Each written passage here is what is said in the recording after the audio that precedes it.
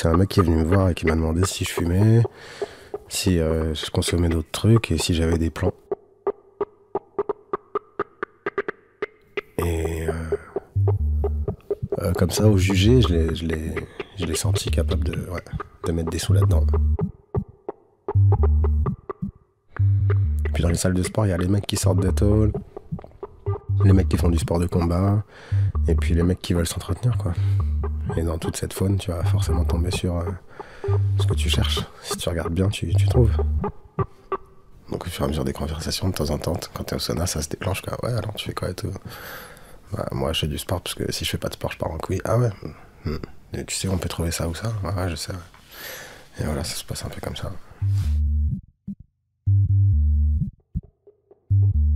Il m'a demandé 100 grammes tout de suite. Donc j'ai pas réfléchi. Je l'ai laissé parler, puis je lui ai dit que c'était pas la peine de parler, que je l'emmenais avec moi. Je l'emmenais directement derrière, en sortant de la salle de sport, là où il fallait aller pour trouver ça. On l'a fait rentrer dans un hall. Moi, on m'a interrogé de mon côté pour savoir qui était ce mec-là, d'où je le connaissais, si je connaissais son adresse, ses heures, ses déplacements, depuis quand je le connais, comment on s'est connus, etc. Et lui, on lui a posé les mêmes questions de l'autre côté, on l'a fouillé, on l'a fait déshabiller pour voir s'il avait pas de micro, pas d'armes. D'ailleurs, on lui a posé la question dès qu'il est entré. T'as un flingue, t'as un couteau, tu poses. Tu déclares et tu poses.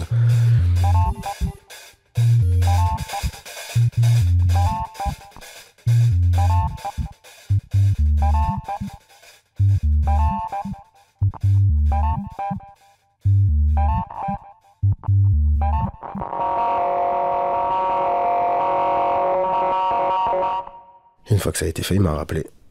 Il m'a donné des sous, direct. C'est un business. Donc prendre une commission, ça va avec. Quand on a trouvé un qui vient tous les mois, qui prend 100 grammes de coke, c'est de l'argent, c'est comme un taux d'intérêt en banque. Hein. Sauf que c'est 3,5 sur un plan PEL, et là c'est 15. Moi je prends sur 4000 euros, je prends entre 350 et 400 euros. Plus t'en as, plus tu multiplies les risques. Il faut pas en avoir beaucoup.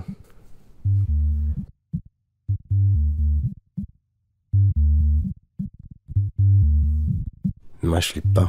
Le truc, c'est que je sais à qui j'ai affaire des deux côtés et quel risque je prends en faisant se rencontrer les deux parties. Lui, il s'est pas fait dépouiller son argent. Il aura la même marchandise tous les 15 jours. Le service que je lui ai rendu, pour y arriver, c'est pas forcément évident. Imagine-toi, on est dans une salle, au bout d'un quart d'heure, le mec il me demande 100 grammes. Dans les 3 quarts d'heure qui suivent, il est présenté à 2 mecs. 6 heures plus tard, en pleine nuit, il a son truc. Il l'a. Le mec il est quand même en train de faire de la muscu, il a un flingue dans son sac. Quand on part, il a un flingue sur lui. Quand je reviens, je le croise avec 4000 euros dans une main. La fois d'après, il a 100 grammes dans une poche, quoi.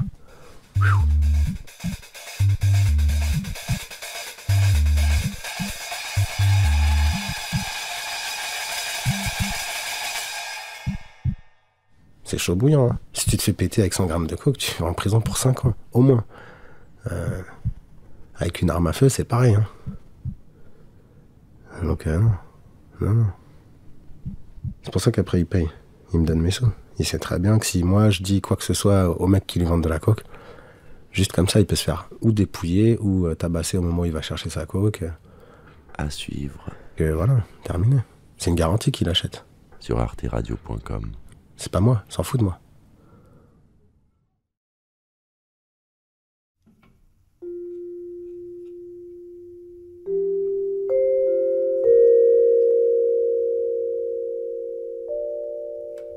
Fume pas, t'as rien à faire ici, qu'est-ce que tu fais là, pourquoi tu fumes? Ouais. Si tu fumes du crack, t'es mal vu. C'est très paradoxal, mais... Voilà. Il y a des mecs qui naviguent. Mais la toxicomanie, ça a une image chez les dealers. C'est un truc super méprisé. Dans les gens qui vendent du crack, il y en a avec qui j'étais à l'école. Il y a des mecs qui m'ont attrapé dans des coins et qui m'ont menacé de me casser la gueule si j'arrêtais pas. Il y a des dealers qui m'ont dit régulièrement arrête, mais qui continuent à m'en vendre. Ça entraîne un truc un peu de respect et d'admiration quand ils savent que t'es pas complètement dedans et que en même temps t'arrives à garder ta logique.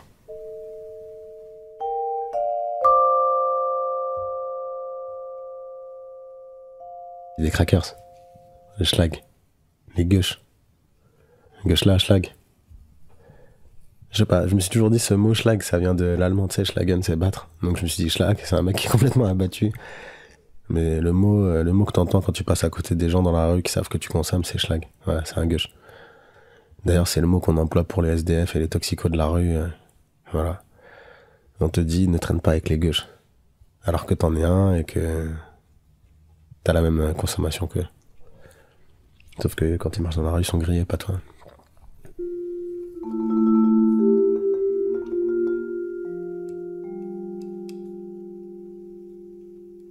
Soit tu deals, soit tu consommes, soit t'es un intermédiaire de bas étage. Si tu consommes, tu deals mal.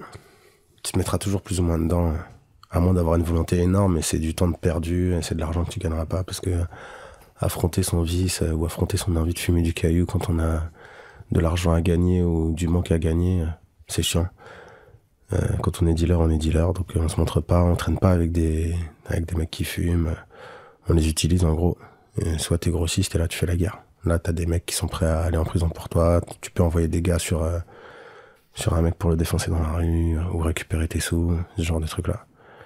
Et par contre t'es fiché, on s'est quitté et on viendra te chercher tôt ou tard. À suivre sur arteradio.com.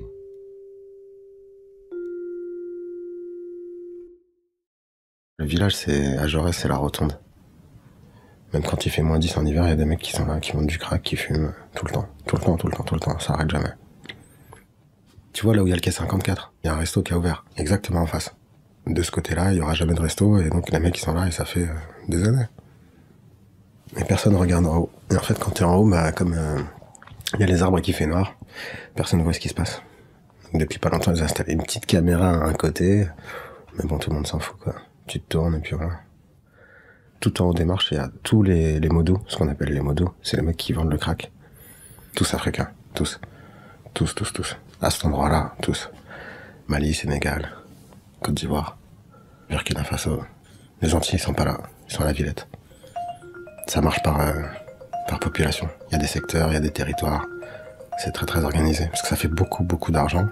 Et c'est ultra criminel comme il est. Modou, M-A-U-D-O-U. Je sais pas, ça doit faire partie du folklore africain. Il doit y avoir un Modou quelque part dans une histoire qui fait un peu peur ou qui crache des trucs de sa bouche. Il garde les galettes dans la bouche. Les galettes, c'est des petits carrés de cailloux de crack, de cocaïne. Il les garde dans la bouche et quand t'en veux, bah en fait, en bas des marches, il y a les rabatteurs.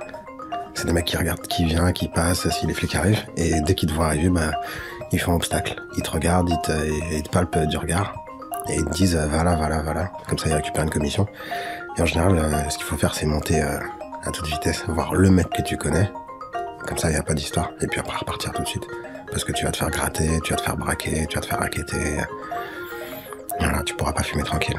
Et ça, c'est le village. Parce que c'est là où il y a toutes les rumeurs. C'est là où tout le monde vient colporter sa petite anecdote, raconter qui s'est fait péter, qui est sorti du placard, qui a du bon matos, qui est mort, qui est vivant, qui traîne où, ce qui se passe ailleurs, etc. Ça, c'est le village.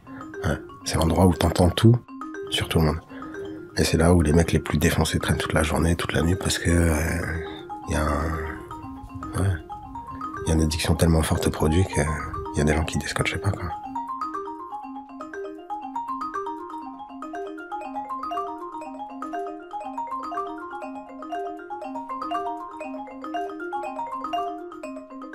Entre 8h du soir et 4h du matin, jusqu'à la dernière ronde de police, il y a du monde. Les flics viennent pas. Ils arrivent en bas des marches, ils mettent un coup de torche, ils montent en général à 5 ou 6 d'un coup, ils attrapent une personne au max et ils repartent tout de suite parce que c'est dangereux. Il y a un mec qui s'est fait gorger à la rotonde l'an dernier. Il est arrivé, ça faisait 2 semaines qu'il fumait du crack. Il est venu, il avait de la thune, il est arrivé avec 100 €, 150 €, le truc qu'il faut pas faire parce que là-bas, tu penses à 2 trucs quand t'arrives. C'est garder ta main dans ta poche sur ton argent, monter en vitesse voir le mec que tu connais et repartir et regarder derrière toi si personne te suit parce que n'importe qui t'a vu sortir des thunes, il va se coller derrière toi, il va essayer de te gratter. Et sachant qu'il y a un phénomène récurrent, c'est genre l'extase qui t'arrive quand t'es défoncé, qui fait que bah tu vas lâcher de la thune ou tu vas être pote avec n'importe qui même si tu le connais pas ou même si tu sais que c'est le pire des salauds. Et le phénomène qui suit, c'est l'angoisse et tout le monde va te travailler là-dessus. tout le monde va attendre que tu sois en train de descendre pour venir te chercher et te retourner la tête et te manipuler. Et ils connaissent tout ça. C'est le truc le plus dur à gérer. En fait, tous les mecs qui fument depuis des années, ils arrivent un peu à gérer leur stress. Et quand tu connais pas, tu te fais avoir à tous les coups. Et ça peut durer longtemps. Je me suis déjà fait dépouiller, je me suis déjà fait braquer. J'ai déjà fait jeter des bouteilles dessus, arracher. Ouais, plein de fois. Même pour 2 €, tu peux te retrouver en train de te battre. Je l'ai vu, je l'ai fait. C'est choquant, mais il n'y a pas d'attentat à avoir sur quelque critère que ce soit. Que ce soit sur un repère ethnique, sur un repère d'âge, de valeur ou de religion, il n'y en a pas. Ça n'existe pas. C'est impossible. Il faut rester seul et continuer tout seul. À suivre sur arteradio.com. Ça détruit tout. Ça détruit et tes sensations, et ton âme, et ta sociabilité, et quitter. Ça détruit tout.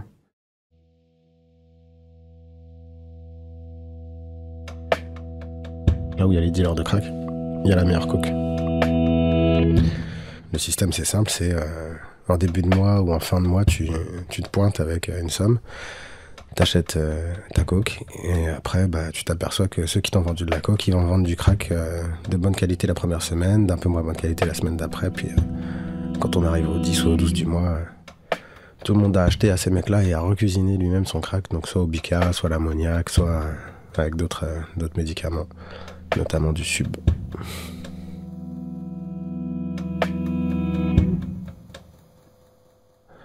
Et tu fais 200% de bénéfices, tout simplement. Sinon, si t'as de l'aspirine, enfin pas de l'aspirine, mais du Doliprane, de la levure chimique, tout ce qui est bon, qui ressemble à du blanc, tu peux le mélanger avec.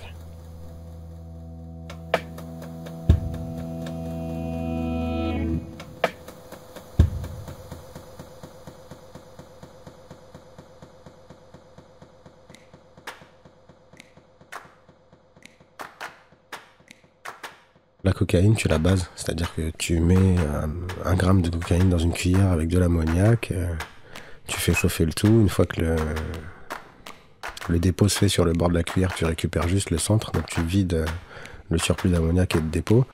Ensuite, tu recommences pour avoir vraiment de la cocaïne très très pure. Et une fois que tu as fait ça, tu rinces avec de l'alcool. Donc tu remets de l'alcool par-dessus les dépôts et l'ammoniac qui reste. Ça chasse tout l'ammoniac et le dépôt au bord de la cuillère. Tu nettoies le bord de ta cuillère et une fois que tu as fait ça, tu rinces avec de l'eau. Quand tu as fait ça, tu as des petites galettes, des petits cailloux de crack. Et là, il est très très pur. C'est-à-dire que t'en fumes un, t'es éclaté quoi, pour 2 ou 3 heures. Vraiment, pas comme ce qui se vend dans la rue.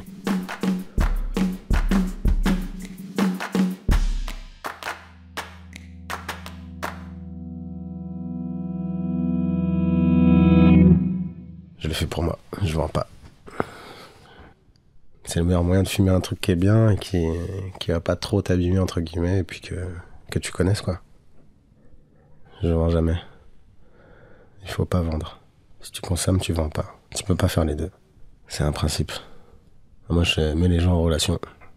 Ça s'appelle pas du deal. C'est association de malfaiteurs, tout ce que tu veux, mais c'est pas du deal. Tu mets en relation des gens qui ont besoin d'armes, de cocaïne en grosse quantité, ou d'acheter du crack en grosse quantité, ou de vendre des cartes bleues ou des papiers d'identité. Voilà. Ça, c'est régulé. Ça fait de l'argent, vite et discret. À suivre sur arteradio.com. Le code, c'est gars ou Washington. C'est une petite maison en fait, une petite maison de ville sur 2 étages. Tu rentres au rez-de-chaussée, il y a une télé qui braille tout le temps avec toutes les chaînes du câble qui passent de la musique en permanence. Des mecs qui sont là, qui ont l'air de rien faire, des allées-venues.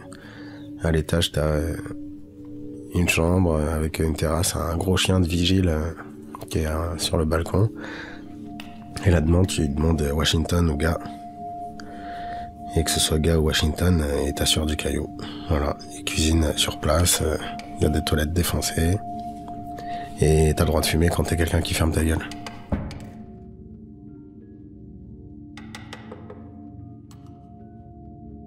Parce que c'est pareil, quand tu rentres là-dedans, moi la première fois avec ma tête, machin, tu sais, c'est qui ce mec? Donc tout le monde te regarde, te met un peu la pression, puis une fois que t'as dit le bon mot de passe, ben, là, il est à l'étage au fond, ou il est là, au fond de la pièce. Voilà, et tu peux rester pour fumer s'ils t'ont vu fumer avant et que t'es resté calme. Parce qu'il y a plein de gens que ça excite, que ça rend dingue, ils aiment pas ça. Ils fument pas. Voilà. Ça, c'est une vraie craquasse. Tu peux y aller n'importe quand, tout le temps ouvert. Tu peux goûter les produits, tu peux avoir différentes qualités, tu peux regarder ce qu'il y a. Si t'as du matériel, des ordinateurs, des trucs comme ça, tu peux les refourguer, des vélos, tout.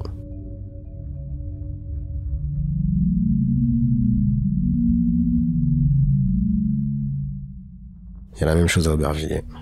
Tu rentres dans la cour, tu descends 2 étages de sous-sol, et dans les caves du sous-sol, il y a une craquasse qui est installée, avec 4 mecs qui dorment là, une télé pareil, tout le temps allumée.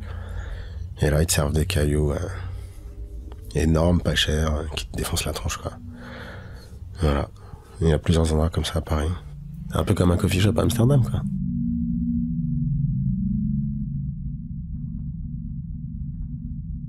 La plupart du temps, les gens qui vendent du crack, ils savent très bien qu'ils vendent à des gens qui sont complètement tarés et ils veulent pas les voir chez eux, ils veulent pas les voir traîner là où ils vivent.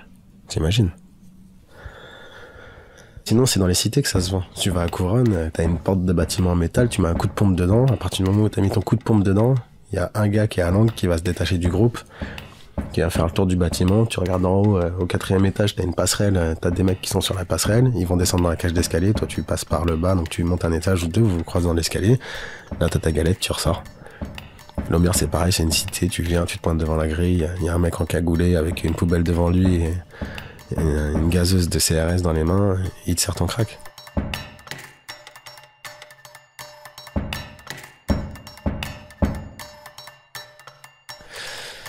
Petit épisode à Lomière, il y a un mec qui l'a ramené trop, qui s'est garé en voiture et se fait péter la jambe dans sa voiture. Ils l'ont pris, ils l'ont rentré dans la voiture, ils l'ont défoncé, ils lui ont cassé la jambe. Bon, tu la ramènes trop, tu parles trop. Tu fais trop de bruit dans ma rue, il est 23h30, j'ai pas envie que les voisines au-dessus, qui nous laissent faire notre trafic, me cassent les pieds demain matin. En plus, il y a ma tante, la sœur de ma cousine. Voilà, défonçage.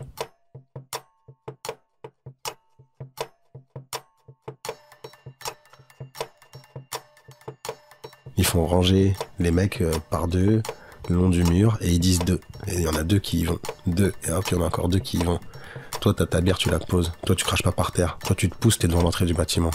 Toi, tu la ramènes trop, fais gaffe. C'est discipliné, rangé, organisé et tout. C'est fou, c'est fou. À la base, c'est des endroits où ça dilait du shit et de la bœuf. Mais depuis que le prix de la coke a baissé et que ça s'est tellement popularisé, ils cuisinent du crack. Ils vont pas se faire chier. Avec 1 gramme de cocaïne qui vont vendre 50-60 balles, là, ils font pratiquement le double de bénéf. Avec la même quantité de cocaïne. Après, ça entraîne un trafic beaucoup plus régulier, avec une population beaucoup plus marginalisée. Mais en même temps, un mec que tu chopes dans la rue qui a un tox, il va jamais balancer, il donnera pas le nom des mecs à qui il a acheté. Sur le marché de la cocaïne, tu vas dans des soirées, tu vends de la cam. Les mecs sortent et se font attraper. Ah, c'est lui? Tiens, j'ai son numéro de téléphone. C'est lui. Il n'y a pas toutes ces étapes et tout ce respect des codes, etc. C'est beaucoup plus risqué, en fait. T'as un déplacement à faire avec du matériel sur toi. Alors que quand c'est le crack, c'est les gens qui viennent. Les gens qui consomment de la cocaïne, c'est des gens qui sont intégrés, entre guillemets. Donc c'est des gens qui prendront pas le risque ni d'assumer une garde à vue, ni une peine de prison, ni quoi que ce soit pour toi. À suivre sur arteradio.com. Ils vont balancer direct.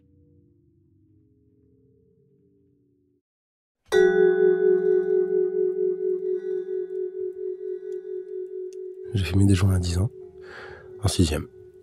Dans ma classe, il y avait un mec dont le frère dealait, donc il a porté des barrettes à l'école. Dans le 19e. Là où il y a la fameuse mosquée Stalingrad qui a engagé plein de mecs.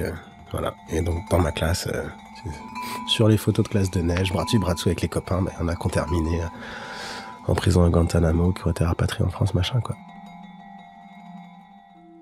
Donc ces mecs-là m'ont apporté du shit, ouais. Donc j'ai fumé, puis après à 15 ans, j'ai découvert les extasies, le MDMA, tout ça. Très très chouette. Et voilà, à partir de là, j'ai enchaîné.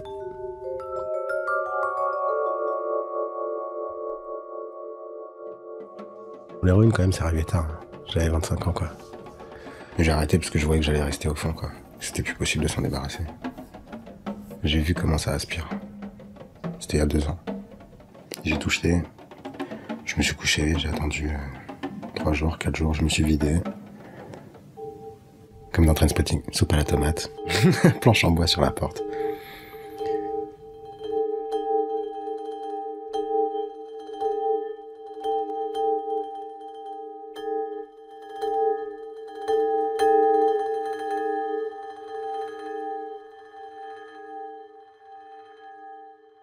Bah, maintenant que j'ai fumé du crack, la cocaïne, ça me fait pas grand chose, hein, je t'avouerai que je peux en prendre 4 grammes. Bon, j'attends que ça me fasse de l'effet, quoi. On m'a demandé pourquoi j'avais changé de produit, tiens, d'ailleurs. Pourquoi j'étais passé d'une consommation de cocaïne classique au crack. Et sur le moment, j'ai pas trouvé de réponse à donner, mais je crois que c'est une question d'ennui, en fait. C'est une question de décharge électrique dans le cerveau. C'est le crack, quand tu fumes, ça te balance un orgasme, en fait. La cocaïne, ça t'émule jusqu'au moment où il y en a plus, il faut en racheter, ou je me fais chier avec les gens, ou alors je suis complètement déchiré parce qu'en fait j'ai fait que de boire et que j'ai tapé de la coke en même temps, et que quand la coke redescend, je suis quand même super bourré, alors je vais aller chez moi dormir ou vomir, quoi. Hein, c'est un peu ça.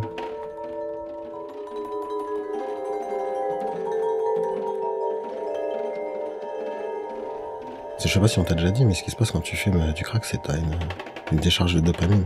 C'est comme si t'avais un orgasme, en fait. Et ça monte tellement fort qu'il n'y a rien d'autre qui existe comme ça dans la vie, en fait, en vrai. Si, le sexe à répétition, ça doit faire ça. Mais c'est beaucoup plus facile, c'est beaucoup plus rapide, voilà, c'est individuel. C'est un plaisir complètement personnel. C'est un truc tellement fort que t'as besoin de le partager. Mais en réalité, c'est une illusion, quoi. T'es complètement dans ta bulle, tu peux pas communiquer, ça te rembête pendant 30 secondes, on te parle, t'entends pas, t'as les oreilles qui sifflent. Puis après, il y a la descente.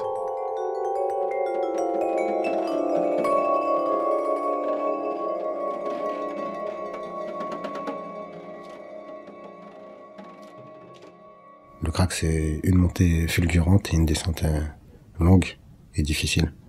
Et du coup, cet interdit-là, je pense qu'il fascine. Puis quand tu vois les gens qui sont là-dedans, comment ça fonctionne, le fric qui sort, les allées et venues, tout ce qui peut se passer dans le trafic, c'est fascinant.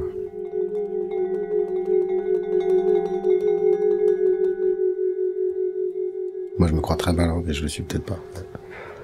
Il y a une réalité, hein, si on se défonce, c'est qu'on n'est pas heureux, alors l'intelligence, je l'utilise pas. Hein. Je me rends bête et de plus en plus.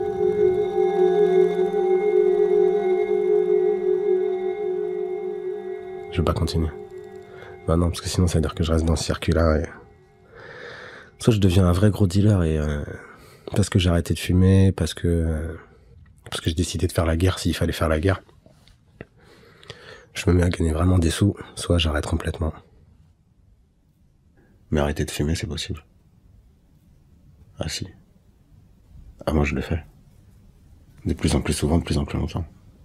Je peux pas accepter ça en fait. C'est pas possible. Ça m'a apporté trop de violence, trop de souffrance. Et je dois m'en libérer, forcément. Je peux pas accepter ce conditionnement-là. C'est pas possible. Par contre, les thunes, qui arrive à arrêter? Comment?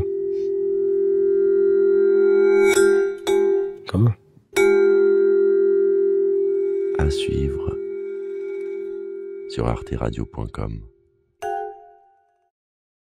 200 000 francs. C'était à l'époque des francs. J'avais 17 ans. Et je les ai comptés. Ça, c'est la plus grosse somme que j'ai vu passer dans les mains. C'était des Libanais. Je parlais libanais toute la journée. Moi, j'étais assis et je fumais des joints. Et j'y allais le matin en partant à l'école. Il me donnait du shit, en fait, gratuit, tout le temps. Jusqu'au moment où il m'a dit, bon, bah, tu vois, ça fait de l'argent, quoi.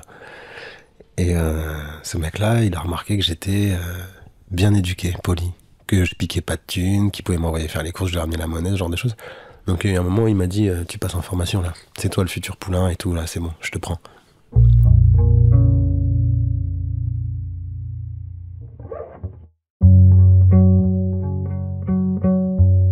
Donc je me suis retrouvé à tenir à tenir la bourse, à faire les comptes, à faire les calculs, à gérer la clientèle quand lui dormait ou était pas là, et à ouvrir la porte à qui de droit quand je savais que c'était un client à la porte, avec sa mère et son frère qui étaient dans la pièce d'à côté. Et donc il y a eu un jour où il a fallu aller à Amsterdam pour acheter 4 kilos d'afghans, 12 kilos de skunk, et ouais, on a déposé les sous, on a dit bon bah moi j'ai tant, toi t'as tant, ok. Et alors on a compté, et là il y avait 200 000 francs, ouais, c'était fou. C'était assez fou.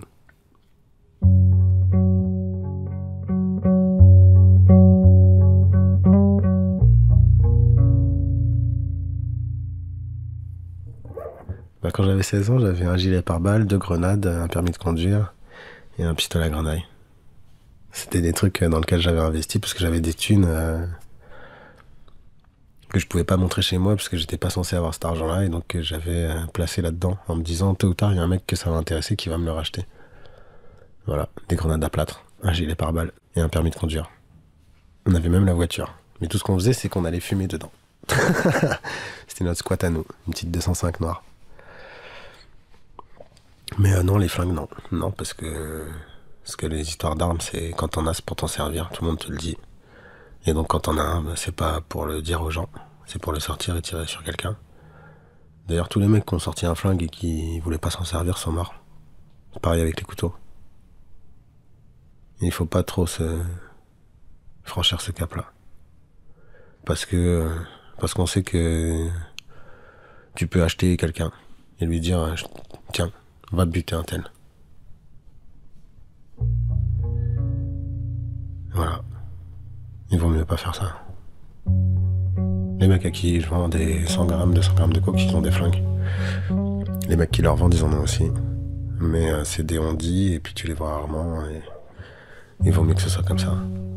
Si t'es vraiment chaud dans le business et que tu mets des 3-4 000 euros dans tes poches toutes les semaines ou toutes les 2 semaines, tu vas pas en parler à trop de gens, et donc va falloir se protéger, quoi. Tu te protèges pas avec une bombe lacrymo, hein, ou un taser, c'est un flingue. Ouais. À suivre. C'est trop. C'est une limite. Une vraie. Sur arteradio.com.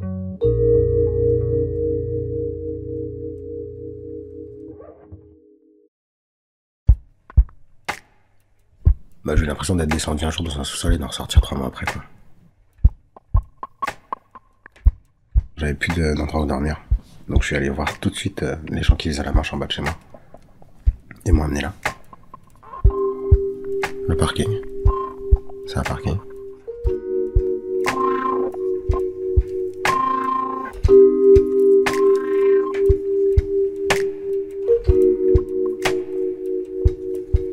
En dessous des cités qui sont à Riquet, entre la Poste et le 104, exactement là. Et le sous-sol doit faire 3000 mètres carrés. C'est un squat gigantesque. En fait, il y a des gens dans des cages d'escalier, il y a des gens qui vivent là où les voitures se garent, il y en a qui s'installent carrément entre les voitures et le mur. Ils se font dégager de temps en temps, mais ils reviennent tous.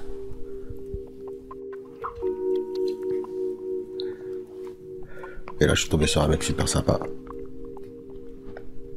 avec qui j'ai dormi, avec qui j'ai tout fait. Trouver de l'argent, manger, tout ce qu'il fallait faire pour s'en sortir à ce moment-là. Donc je suis resté là. Et j'ai trouvé une petite équipe, en fait, parce que c'est des gens qui fonctionnent en équipe, sinon tu t'en sors pas. J'ai trouvé une équipe qui avait l'air de fonctionner à peu près, donc je me suis mis avec eux. 3 mecs.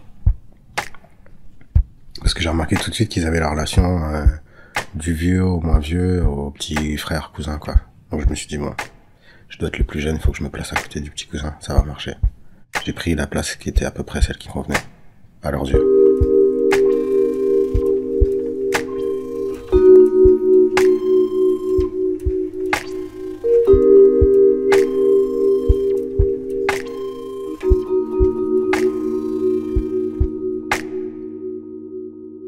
Le parking, c'est le rebut.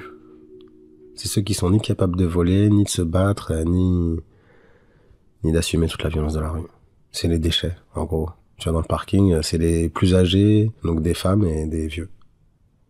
Nous, on y était parce que on était sous la protection des vieux, et puis parce que c'était l'endroit le plus simple auquel accéder en plein hiver, parce que les squats sont protégés, tu sais. Un mec, quand il a un squat, il dit pas où c'est, il t'invite que s'il y a vraiment un intérêt à te faire partager le squat. C'est compliqué, hein. Du coup, là, il y a 3000 mètres carrés. Tu viens quand tu veux. Il y a des endroits partout où tu peux dormir. Nous, le truc, c'était de chier dans des sacs en plastique et d'aller les jeter tout en bas de la cage d'escalier. Ça revenait au même que de le faire à côté. Au final, à 2 étages de différence, t'as une mare de merde et de pistes gigantesques et ça remonte toute la journée, l'odeur, elle est terrible, quoi. Mais au moins, tu l'as fait dans un sac. T'as été le jeter ailleurs, pas comme un animal, quoi.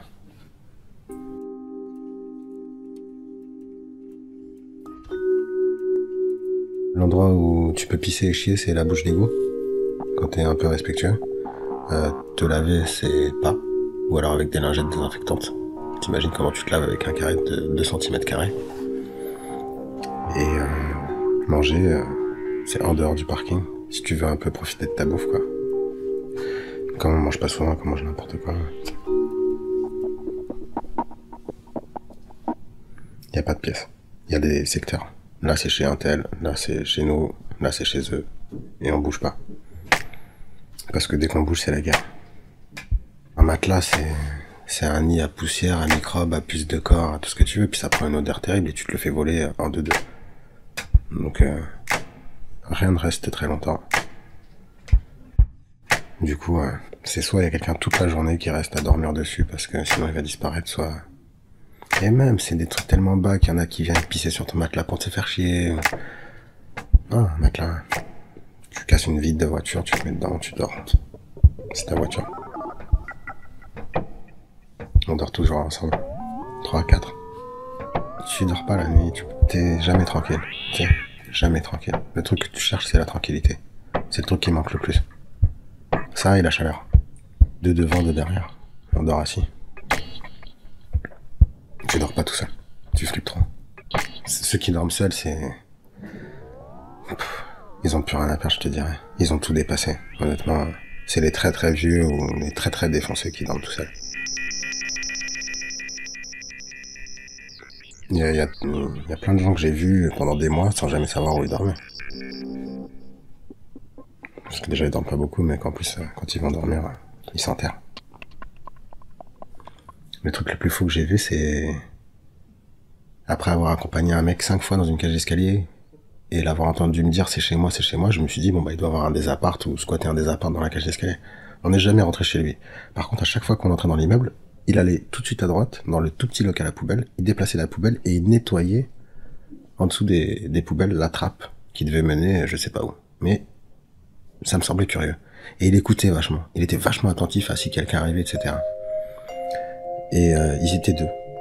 Et le second, une fois m'a emmené, il a ouvert la trappe, et là on est descendu, c'était chez lui. En fait, ils vivent sous le local poubelle. T'hallucines. C'est là où il y a le compteur à électricité, et c'est suintant. Ça goûte du plafond partout, c'est une cave, quoi. Ça fait 5 mètres carrés. Et c'est rempli de sacs plastiques, de sacs poubelles, de vêtements, de déchets. Sous le local à poubelle. C'est chez lui.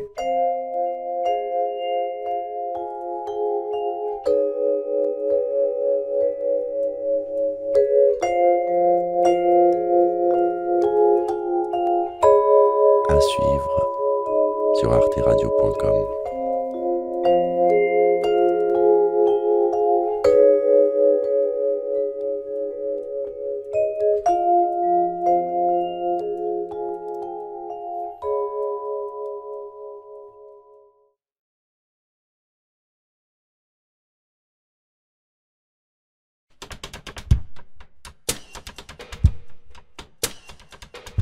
Quand tu vois plus quelqu'un, c'est soit qu'il est mort, soit qu'il est en prison.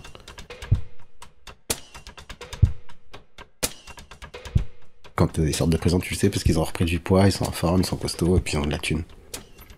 Donc le jour où tu tombes sur un mec qui sort de prison, tu lui serres la main, en général, il trince. Mais il trince, il te paye une chambre d'hôtel, il t'emmène aux putes, il te paye du crack, il te paye à manger, voilà, quoi, ce que tu veux, tu l'as. Et il se trimballera toujours avec une meuf. Il a sa pute à caillou. Elle vient le suivre, elle fait ce qu'elle lui demande. Mais des fois, c'est des mecs qui le font. Hein. C'est juste qu'il faut s'en rendre compte, quoi.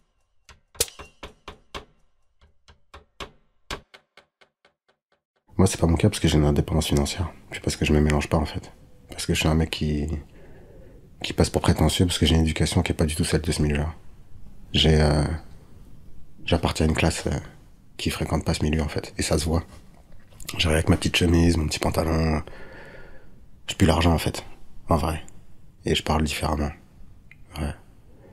Du coup, j'impressionne et j'énerve énormément. Beaucoup de jalousie. C'est incessant.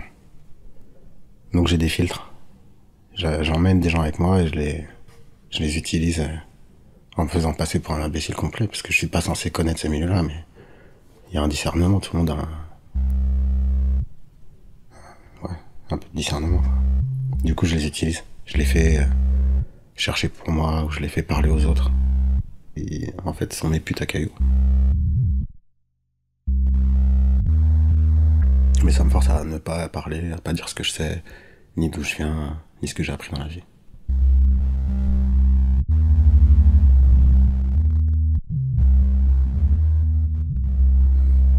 Moi, c'est marrant parce que quand je dis mon prénom, on me croit pas. J'ai un prénom français. Du coup, je me suis amusé à leur dire que je m'appelais Charles. Parce que pour eux, je représente ce mec de la société, quoi. Petit bourgeois qui vient s'encanailler là-dedans.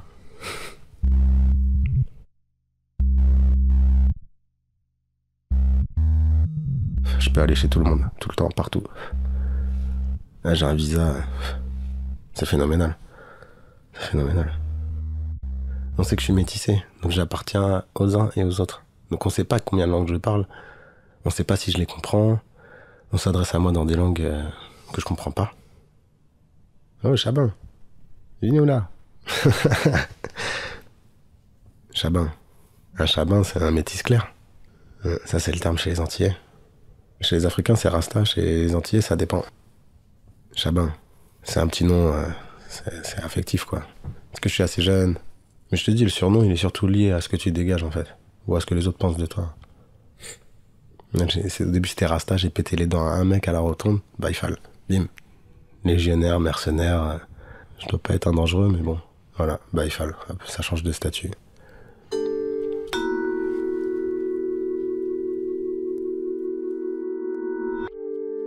C'est l'exploration inversée. C'est l'exploration inversée. Je suis assez marginal, en fait. Ou alors je peux m'attacher à une communauté, mais qui va toujours me soupçonner d'être ou d'avoir un pied dans celle-ci et dans une autre que je cache. C'est un peu ça le truc. C'est tangent comme statut, parce que je suis ni de là, ni d'ici. Il y a un moment où ça peut basculer. Je suis à la fois bienvenu et à la fois un peu traître, tu vois. Mais ça va, je suis habitué. À suivre sur arteradio.com. C'est pour ça que j'aime bien Omar dans The Wire. Il pourrait y aller, mais il protège quelqu'un qui est pas de sa communauté, et en plus il a un secret à gérer, c'est genre... Le scénariste, il a mis ça au bon endroit, où personne ne l'attend. Moi je suis ressorti, il est mort là-bas. Une fois j'ai eu l'occasion de rentrer chez mon père, je l'ai emmené avec moi, pour le laver, lui montrer que c'était possible de sortir de là, quand j'ai pu. Je lui ai dit voilà, toi tu vas savoir qui je suis, où j'habite, enfin où ma famille vit. Voilà, tu vas venir chez moi. L'endroit que je protège, tu vas y aller. Parce que c'est quelqu'un qui a fait en sorte que je puisse survivre là-dedans. Qui s'est mis entre des gens et moi qui voulaient me braquer, qui m'a évité de me faire racketter, qui m'a amené de la bouffe, qui m'a montré comment on volait des trucs dans un magasin pour faire de la thune, où il fallait les vendre. Comment on pouvait demander dans telle langue à manger à un mec qui vend des grecs parce que lui, il sait dans sa religion que ça c'est un truc qu'il doit faire. Ce genre de choses. Que j'ai peut-être entendu avant, mais que j'ai jamais utilisé, puis il faut un peu mettre son ego de côté, faut se trouver là-dedans.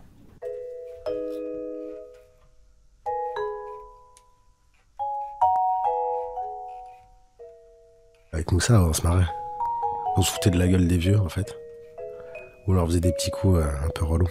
On leur piquait leurs doseurs, on les regardait les chercher, on leur déplaçait leurs affaires, on leur taxait leur matelas. Ou le moment où on se marrait le plus, c'est quand on arrivait à faire un coup fumant en 2 secondes, quoi. On se disait putain, t'as vu, voilà. Ouais, ça c'était le moment où on se marrait vraiment. Ouais. Quand la pression redescend, en fait. Ou si on s'est marré à faire tous les camions qui se garent le matin, tu sais, qui font les livraisons. Les mecs qui sont soit à l'arrière, soit sur la rue d'en face. Tu t'ouvres les cabines, tu rentres, tu prends tout ce qu'il y a à prendre, GPS, gilet, sac. Le mec il laisse tout dans sa cabine. Donc une fois on s'est marré parce qu'on en a fait 4 d'affilée, quoi. On a ramassé. Ouais. Alors on était tout contents, tout heureux, on s'est marré. Ouais.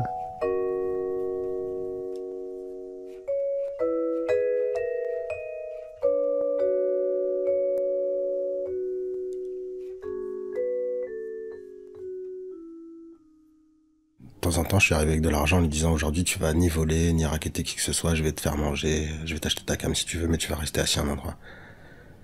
Jusqu'au jour où je l'ai cherché pendant une semaine et que je l'ai pas trouvé.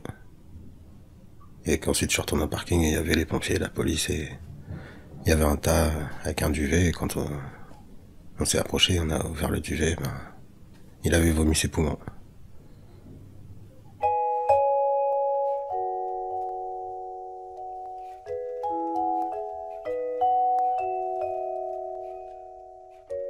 C'est quelqu'un... Ouais, on se respectait en fait. Mais c'est hyper rare, je crois que ça arrive pas si souvent que ça en fait. Et puis on a peut-être pas eu le temps d'aller trop loin dans notre amitié, parce que de temps en temps ça dérape, parce que pour une raison ou pour une autre... Un mec à qui tu files 20 balles pour qu'il aille acheter un caillou qui revient pas parce qu'il est tellement en manque qu'il a disparu avec tes 20 balles. Si c'est un pote entre guillemets, un jour ou 2 jours plus tard il va venir, il va te les donner. Et lui, les rares fois où ça s'est arrivé, il l'a fait. Et puis on connaît le vice. Du coup on essaie de sauvegarder une amitié parce que ça manque tellement dans ce monde-là que...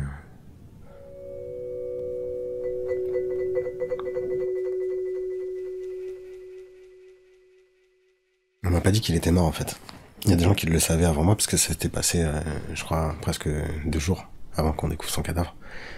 Et j'ai croisé des gens qui dormaient à côté et qui me l'ont pas dit. Parce qu'ils savaient qu'on était potes. Je crois que c'est un peu le truc... Et quand on me l'a dit, j'y ai pas cru. Je me suis dit, en fait, ce mec est rentré chez lui et il fait croire qu'il est mort, comme ça il est vraiment tranquille. Je me suis dit, ah, il est malin et tout, ça m'a presque fait sourire. Mais du coup, j'ai été au village. Là, on me l'a dit. J'ai croisé des gens dans la rue qui faisaient la manche qui se connaissent aussi. Et on me l'a répété. Et du coup, j'ai été voir jusqu'au parking. Il est jamais rentré chez lui. J'ai pleuré. On a fumé à sa santé. On a versé du whisky par terre. On connaît pas sa famille. Il y a peut-être 10 personnes qui connaissent son vrai prénom et son nom de famille. Moi, je les connais. C'est tout ce que j'ai gardé. Et de la culpabilité. Ça, tu peux en avoir tant que tu veux.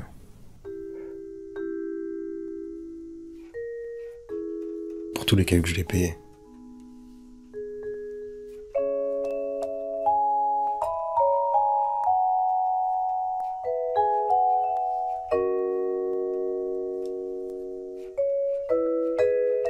À suivre sur arteradio.com.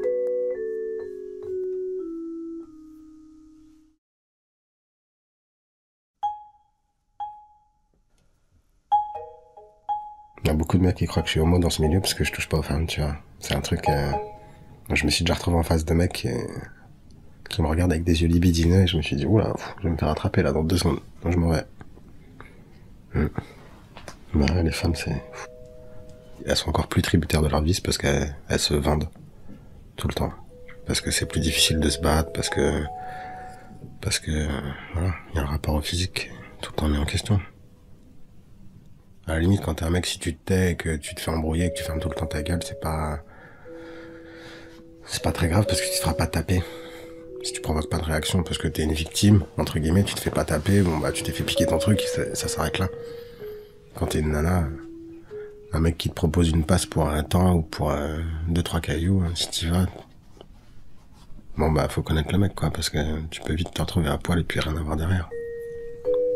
En général, la technique c'est tu lui fais fumer un truc, t'attends qu'elle soit angoissée, puis après tu lui demandes ce que tu veux, et puis là elle le refait, et tu la traînes comme ça. Comment t'as une sexualité là-dedans? Comment tu fais? Des histoires d'amour, c'est impossible. L'intimité, c'est pas possible. Tout ça, c'est des trucs... Tout est marchandé, en fait. Il n'y a plus de valeur. Tu t'en fous, ton plaisir, tu l'as dans la drague. T'en as plus envie, en fait. Ceux qui font ça, c'est dans le désir de pouvoir, je crois. C'est la sensation de dominer. Je crois que c'est que ça qui les intéresse. Le plaisir physique, complètement oublié.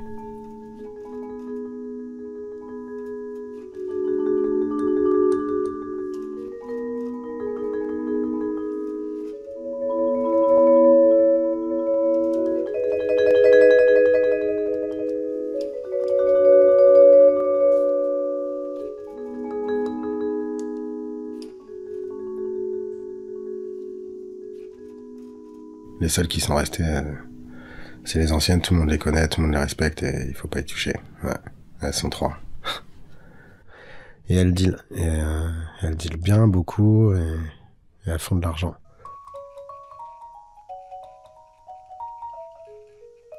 Il y a 3 femmes en fait. Voilà. Et 2 mecs. Et c'est la bande de la Chapelle et tout le monde a peur d'eux. D'ici jusqu'à Stalingrad, quand tu les croises dans la rue, c'est qu'ils ont de la thune, parce que sinon ils bougent pas de leur endroit. C'est épique. Tu les croises, ils sont 5, ils arrivent, ils descendent le pont vers Stalingrad. Il y a la bande de la Chapelle. À suivre sur arteradio.com. Comme quand t'es petit. Il y a machin qui m'attend à la sortie de l'école.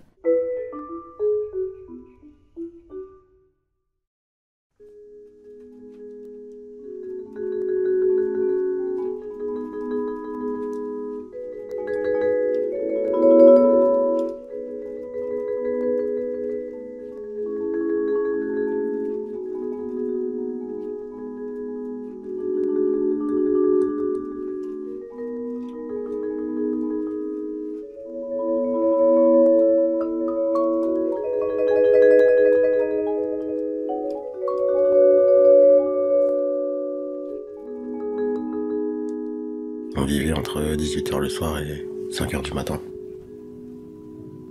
La journée, tu dors parce que t'es en sécurité en plus. La journée, dans les cages d'escalier, il y a personne dans les immeubles. La journée, les gens sont au boulot. Ils surveillent pas qui dort en bas de chez eux, ils te cassent pas les pieds. La journée, vaut mieux pas trop tourner, pas trop se montrer parce qu'on s'est quitté.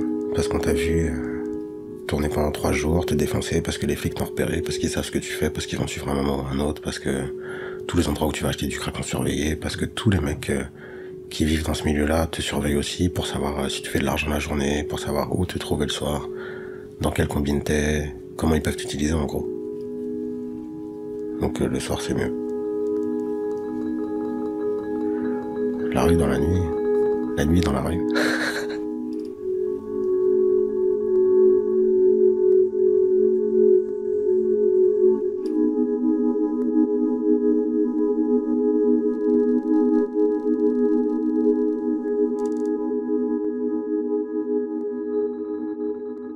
Il y a du monde qui sort, il y a des gens qui sont bourrés, il y a des trucs à faire. Sortie de fac, lycée, bar, resto qui ouvre, tout ça. C'est les cibles. Parce que les jeunes, ils achètent de la weed, mais tu remplis un sachet avec des brins d'herbe et ce que tu veux, et puis tu lui fais faire ça en pleine rue, tu lui dis dépêche-toi, t'es mineur, si on se fait attraper, moi je vais en prison. Puis le mec il stresse, il te file 20 € une fois que tu les as. T'es tellement pressé que t'oublies même de donner le sachet, mais quand tu lui balances...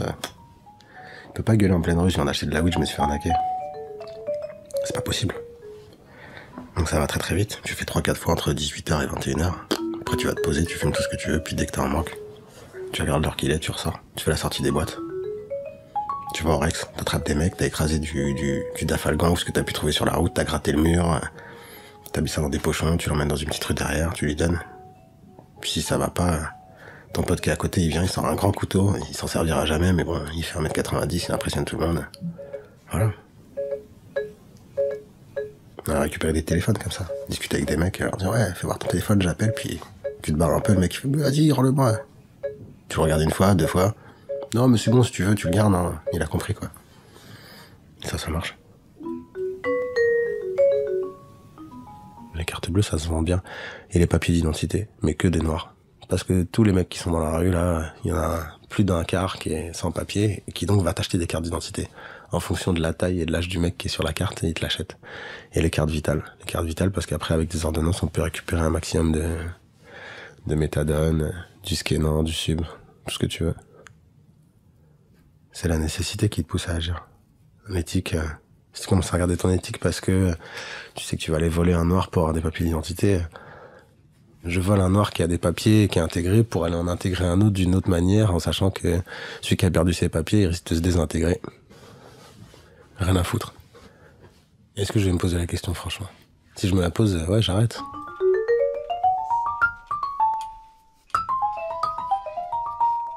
Il y a de l'argent partout. Rien n'a de valeur. Que le caillou. Tout a une durée de vie limitée à la prochaine galette. Donc tu peux acheter un iPhone pour 2 galettes, quand t'en as besoin. Un téléphone qui vaut 700 € pour 40 €. Vraiment. Et tu peux tout trouver. Et il suffit d'aller se servir d'ailleurs. Ces gens-là te montrent que tu peux te servir dans la société, qui est celle que les gens fréquentent habituellement en se déplaçant d'une rue à une autre ou d'un métro à un autre. Voilà, c'est comme cueillir des fruits, quoi. Tu prends le métro avec des mecs, tu les vois faire. C'est impressionnant.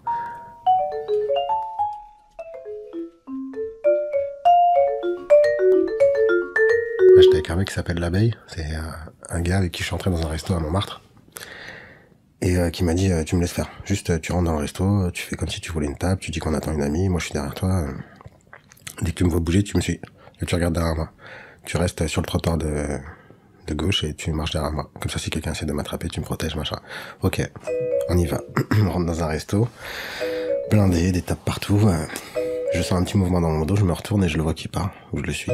Et il avait chopé un sac, 500 $ américains, 120 € en liquide, 2 paires de lunettes de soleil, 4 cartes de crédit, un passeport américain. Ça a duré 4 minutes et demie. Voilà. À suivre sur arteradio.com. Ça s'appelle L'Abeille.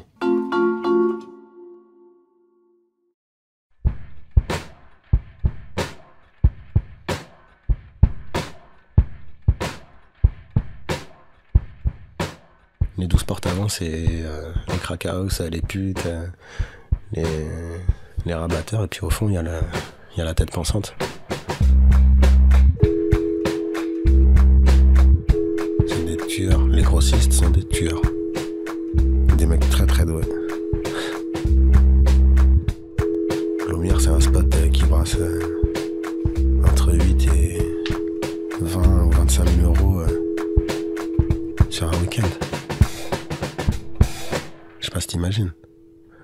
C'est des mecs qui sont extrêmement intelligents, doués, sensibles, capables de reconnaître la société dans laquelle ils vivent. Le mec qui gère le spot à Lumière, il connaît et les keufs, et les trafiquants, et la population qui va dans les cabinets d'avocats et qui vient se calmer chez lui. Hein. Il y en a des mecs en costard qui arrivent et qui sortent du boulot, qui ont une grosse BM avec le petit attaché case, le casque Schubert et qui vont acheter du crack. Hein. T'en croises. C'est surprenant, mais il y en a. C'est le crack qui marche le mieux. Si tu veux aller te faire chier à vendre de la cocaïne, ça l'intéresse pas le mec de faire du détail, d'avoir des gars dans la rue qui tournent à droite, à gauche, qui vont se faire péter. Lui, il tient 3 pâtés de maison. Il a 2 mecs derrière une grille avec 4 poubelles devant eux, un grenaille au fond et des bombes lacrymos s'il se passe quoi que ce soit. Les mecs, ils ont des pochons avec 30 ou 40 grammes de crack, ça dure 3 heures. Waouh. 5 grammes de crack, c'est 22 galettes. 2 x 2, 4. 400 balles dans ta poche. Tu vends 30 grammes en 3 heures. Sur une nuit, je t'ai dit, hein, tu rentres tes 8 000 € quand c'est calme. Hein. Mais largement. Et le mec, il est dans un bâtiment. Il est enfermé.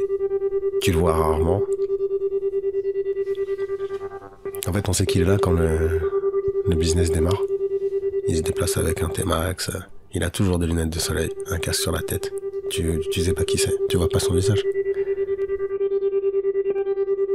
Les keufs qui viennent, c'est à 3 pâtés de maison autour, t'as des mecs en voiture. Il y a 4 voitures différentes qui tournent, qui sont stationnées dans la rue.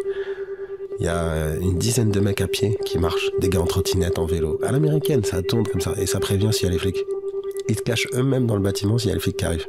Ils disent mets-toi à droite, mets-toi à gauche. Ah là, il y a les keufs qui arrivent et tout. RHA, ils donnent les plaques.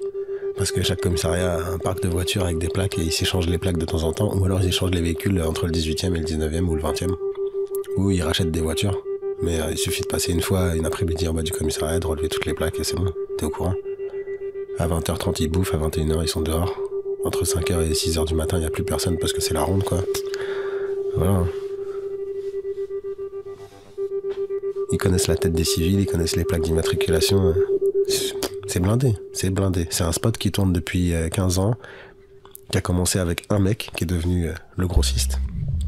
2 ou 3 rabatteurs que j'ai connus, et donc c'est pour ça que je connais l'histoire des grossistes et qui sont, etc., qui m'ont expliqué. Et là, ça fait 5 ans que ça tourne à bloc, à mort. Les keufs, ils ont jamais réussi à péter le grossiste, ou les grossistes quand il y en avait plusieurs. Ils ont chopé, le mois dernier, ils ont chopé un dealer, mais ils l'ont chopé ailleurs, autrement. Et voilà. Tout ce qui s'est passé jusqu'à maintenant, c'est... ils ont laissé les gens rentrer, acheter, et ils les ont pétés à la sortie. Et ils les pètent au métro. Ni sur le canal, ni ailleurs que au métro. Pourquoi ? Parce qu'au métro, il y a les RATP, parce que t'es bloqué, parce que c'est un endroit fermé, parce qu'il y a des caméras. Tout autour, il y a des caméras dans la rue, hein. Mais les caméras de la rue, ça servent pas, quoi. À suivre sur arteradio.com. Bah, monsieur, on vous reconnaît quand même. T'étais pas là sur le moment, monsieur l'agent.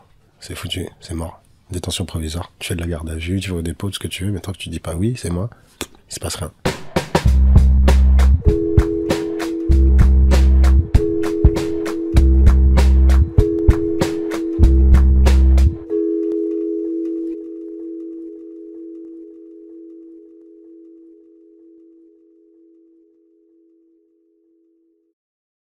Si tu veux devenir un gangster,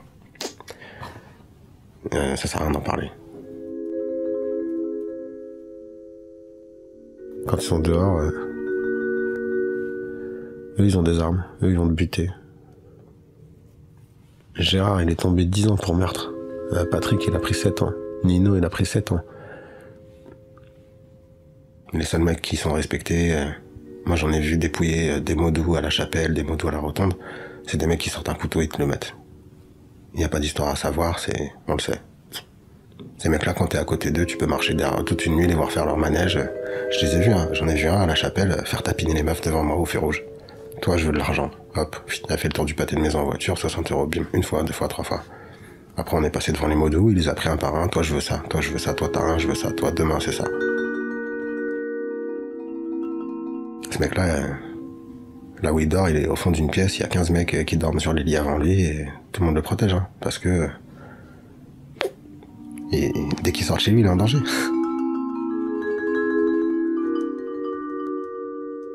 Caïs, il s'est fait attraper par un mec. Le mec, il l'a égorgé.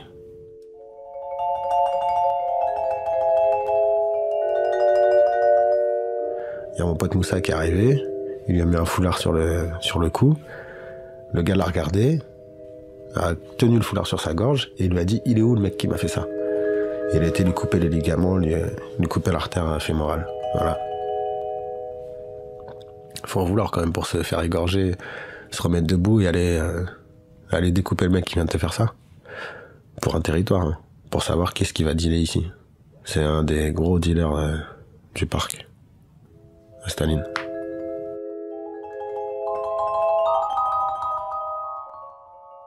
En un an, il a pris tout le terrain. En un an, tout seul, un bonhomme. Et il fait 1m60. Et il a défoncé tellement de gens que... on sait qui c'est, quoi. C'est le petit bonhomme, c'est la terreur. Lui, au bled, il a son grand frère. Son grand frère, il connaît les familles des gens qui sont à Paris. Si tu fais des conneries à Paris, il y a son frère au bled. Attention. Voilà. Très dangereux. Très, très dangereux.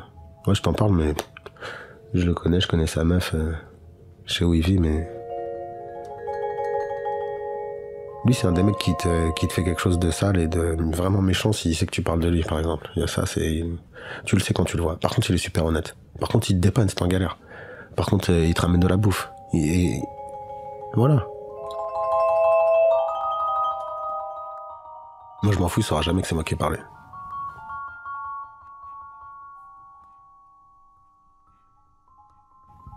Et c'est un mec vachement sympa. Je te jure. C'est impressionnant, quoi. C'est un mec qui vomit souvent parce qu'il stresse trop, tu vois. Il est là, il se balade, il a ses trucs sur lui, et puis à un moment, il a bu de bière, il se met à gerber comme un dingue. Tu te demandes pourquoi? Bah, c'est le stress, en fait, hein. Il fume des petits joints de temps en temps. Rien de plus. Avant, il tournait à la coke à mort, il était complètement accro. Il a arrêté parce que il pétait des plombs. Du coup, maintenant, il gerbe. Il gerbe ses tripes parce qu'il stresse trop, quoi. C'est un mec qui est très malin, il vient, il deal 2 heures dans la journée, puis il disparaît. Après, il amène des cousins à lui, il leur fait faire le taf, et il est posé 25 mètres plus loin, il surveille, quoi. C'est tout.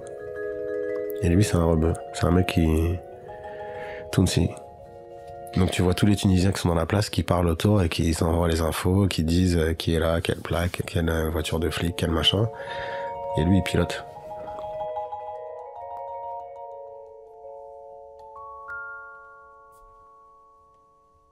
Bah, si tu veux, il reste une grosse équipe de rebeux au parc à Stalingrad. Les rebeux, c'était avant. C'était plus la grande époque de la Goutte d'Or, en fait. Barbès, etc. Et ça a été investi par toute une communauté nord, en fait. C'est genre les Antillais avec les Antillais, les Africains du Sénégal avec les Africains du Sénégal, les Maliens avec les Maliens. Même s'ils sont tous au même endroit, de toute façon, ils ont chacun leur dialecte, donc quand c'est dans la rue, bah c'est une vraie sécurité. À suivre sur arteradio.com. La langue, c'est un vrai secret, quoi. C'est un truc qui protège vraiment.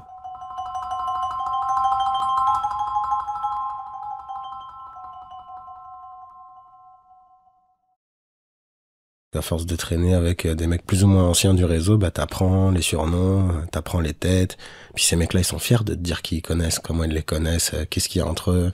Le peu d'intimité qui peut se partager ou le peu de valeur qu'il peut y avoir, c'est un truc qu'on va mettre en avant et qu'on va te dire pour t'impressionner. Moi, je suis personne, j'essaie d'impressionner personne, donc on m'impressionne tout le temps. Ou du moins, on me fait toujours entendre des trucs genre « Ouais, t'as vu, lui, c'est un tel. Lui, c'est le cerveau du spot. Lui, c'est le big boss. »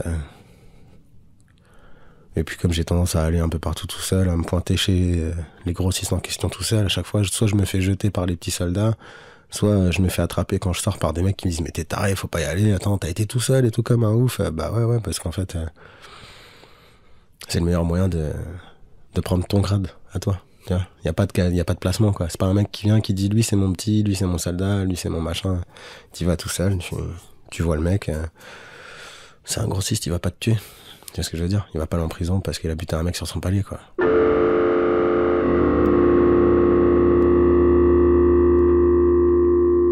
Et après, c'est de la jalousie ou c'est la pseudo-hiérarchie qui marche à la pression dans la rue, quoi.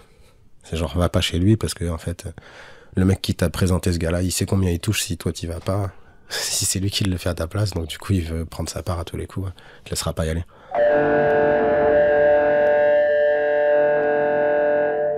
Si tu viens tout seul, c'est que t'as des couilles. Ouais. Même si t'en as pas, tu vas au bluff, ça. Une fois que t'es rentré, c'est trop tard. Il y a plus de marche arrière. C'est à moins d'être tranquille aussi parce que ce mec-là, une fois que t'auras été chez lui, bah, il va projeter sur toi ce qu'il a envie d'avoir, ce qui lui manque. Donc ça peut être de la confiance, ça peut être une personne du monde extérieur qui va le relier à quelque chose qu'il a envie d'être. Ça peut être juste un sujet de conversation qui est différent de tout ce qu'il peut aborder avec les gens qui sont chez lui en général. Du coup, il va te protéger, ce mec-là.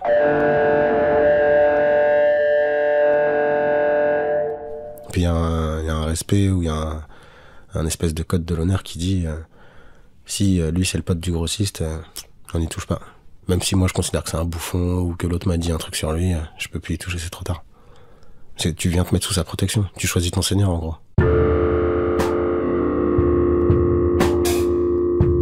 Il n'y a plus de marche arrière. C'est trop tard.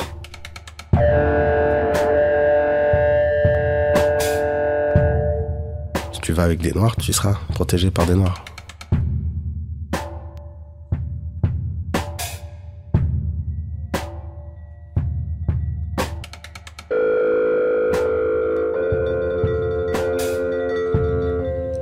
Ouais, puis c'est lié à un truc très très fort, c'est identitaire. Ouais. Le blanc, c'est celui qui a de l'argent. Il a rien à faire dans ce milieu. Il a rien à faire là.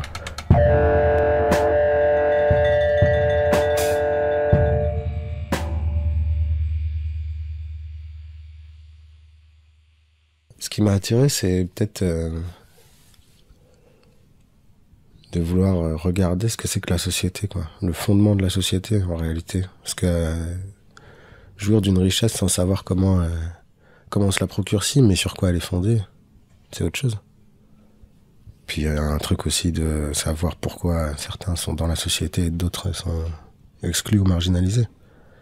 Et si c'est que des noirs qui vendent du crack alors qu'en réalité ils sont en train de pourrir les gens les plus faibles de leur société, là où ils se retrouvent tous, c'est qu'ils partagent un secret et qu'ils ont confiance les uns dans les autres dans un rapport social qui est vrai et qui est sensé et qui peut être changé par n'importe qui a une volonté de changer, en fait. Moi, on m'a dit souvent, putain, tu m'impressionnerais si tu devenais un vrai gros dealer. Pourquoi? Parce que je suis en forme, parce qu'il y a des mecs qui m'ont vu négocier mes trucs, parce qu'il y a des mecs qui m'ont vu avec de la thune. Personne n'a jamais su ni comment, ni d'où c'était sorti, et que j'ai pas l'air d'un mec impressionnant comme ça. Du coup, en ayant vu ces gens dans le parking, je me suis senti un peu rassuré, entre guillemets, sur la personne que je suis. Je me suis dit, tiens, en fait, ouais, je peux accepter d'être ce mec-là de ce côté, et puis me rendre compte qu'en fait, je suis à côté de la plaque, parce qu'en réalité, Charles, c'est moi.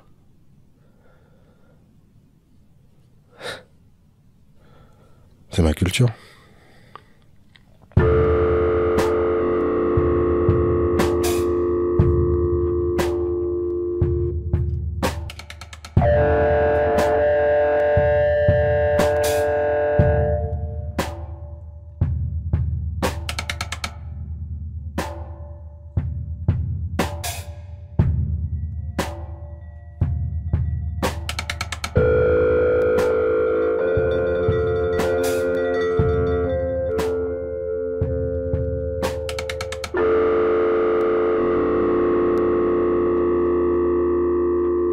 arteradio.com.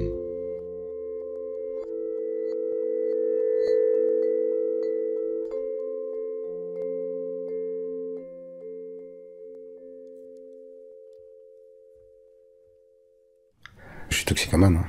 C'est un truc que je dois voir, accepter, et c'est quand je commence à accepter que je peux arrêter. C'est le choix. Si personne ne le sait, tu t'en sors pas en fait. Réunion de groupe, en famille, tout seul, tout. Ça atteint une famille.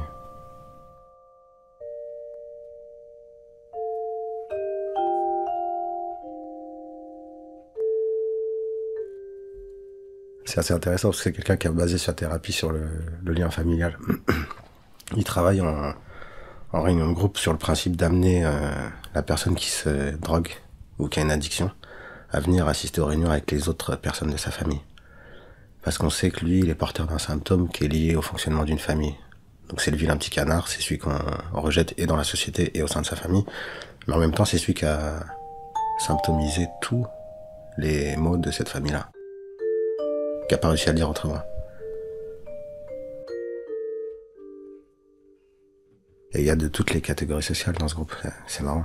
Il y a des gens qui sont médecins, il y a des gens qui sont plombiers, il y en a qui sont fonctionnaires. Et du coup, c'est aux gens comme moi, qui sont les addicts et qui se présentent au groupe, de donner les solutions. De dire à un parent, votre fils ou votre fille, peut-être que... Ou de dire, c'est ça. Voilà, quand il vous raconte ça, en fait, ce qui se passe, c'est ce truc-là.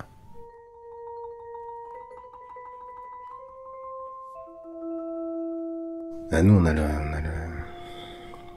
on a réussi à faire ce travail-là, en fait. On a réussi à venir avec les parents, moi, puis à la mère de ma fille, ma sœur, son petit ami, leur enfant, mon enfant. On attend mon frère, et ça sera bouclé. Lui, il est pompier, alors tu comprends, c'est un autre délire. Le mec qui sauve les gens, c'est pas le mec qui va m'aider, en gros. Lui, c'est un truc qui survole parce qu'il a ramassé des cadavres, parce qu'il ramasse des toxicos, et que comme c'est son taf, il va pas le faire chez lui, c'est clair et net. Il y a un rapport à la distance qu'il a installé dans son boulot et avec la vie qui est valable pour n'importe qui.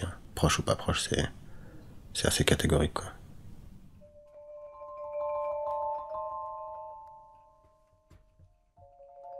Il peut pas y échapper quelque part.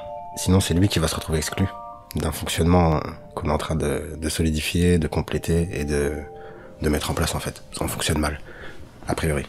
Si tout ça est arrivé... Ouais, puis c'est marrant de voir tout ce petit monde-là dans un cercle où moi j'ai un peu trouvé des repères, où j'ai mes marques, où je sais de quoi je parle en fait. Et de les retrouver en face, complètement perdu. Qui c'est ce mec, mon frère? Ah ouais, je connais pas en fait. C'est un autre adulte en face de moi. C'est hyper intéressant. Puis de pouvoir observer la réaction de ces adultes que je vois comme un peu tous mes parents quelque part. Chercher, se prendre la tête, les pieds dans le tapis. D'ailleurs, j'y vais demain matin. Pas mal. Ouais. Mais ça m'ennuie en fait. Réellement, je m'ennuie.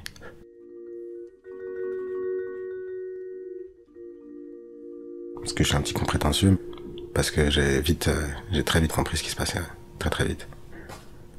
Si je lâche 3 mots, c'est je pose une bombe dans le décor parce que ouais, vous galérez tous quoi. Du coup, avoir un petit mec qui se croit très malin, qui balance des trucs qui font que ça marche un peu mieux ou que ça avance de temps en temps quand ça bloque, c'est bien, mais en public, c'est un jeu que j'ai pas envie de jouer. Et j'ai tellement observé de gens et tellement été me droguer aussi pour m'observer que ça, quand j'arrive à le faire, j'ai pas envie d'être dans un truc où on travaille lentement, ouais. Je travaille avec le psychologue qui organise la séance. Quelque part, c'est ça. Alors, autant me retrouver avec lui tous les deux dans un cabinet et puis voir ce qui se passe ou en famille.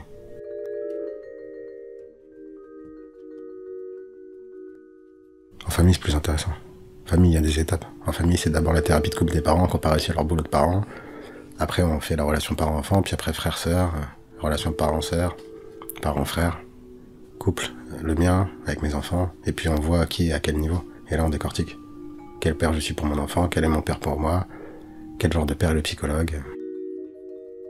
Arte Radio. Voilà, là ça devient vraiment intéressant.